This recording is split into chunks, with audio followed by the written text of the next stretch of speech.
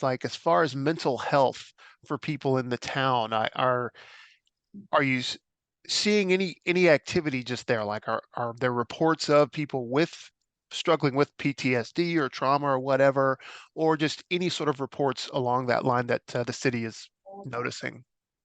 The indication of that I see, Matt, excuse me, is through the school system. Mm. As a former teacher, I'm around former teachers a lot, and I know that immediately when they went back to school in January, we were so thankful that they could get back to school. Just I think they were 2 weeks late in starting, because then you've got eyes on the students, and through them you also have eyes on their families.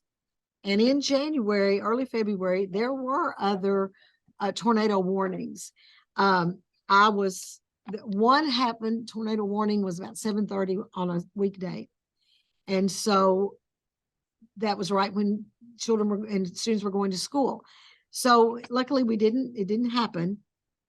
But I was in the high school later that day, and they said it was their highest rate of absenteeism, even throughout COVID, because parents didn't, they were nervous about sending their children to school at that time of day. Children our students were nervous. And just the incident you're talking about 2 weeks ago, just about, I know we went ahead, the school system went ahead, and I think there was a basketball game. They canceled those. Um, we are more cautious than we were.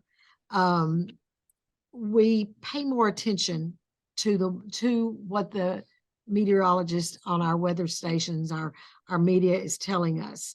Um, I have to not have to be reminded, but in my mind, I have to be more aware of this, because I'm not afraid of a storm, even today, as far as being a chicken little, with my running around. I've never been that way. And I have to realize, though, that it's not a chicken little approach. It's very real. One of those warnings that we had, it was predicted, this was back in the spring, that we would have strong winds, and the conditions were close to what they were leading into that tornado in December. And we had policemen saying, okay, what are our plans for that day? And I realized, the chief and I realized then, this isn't a school child asking this.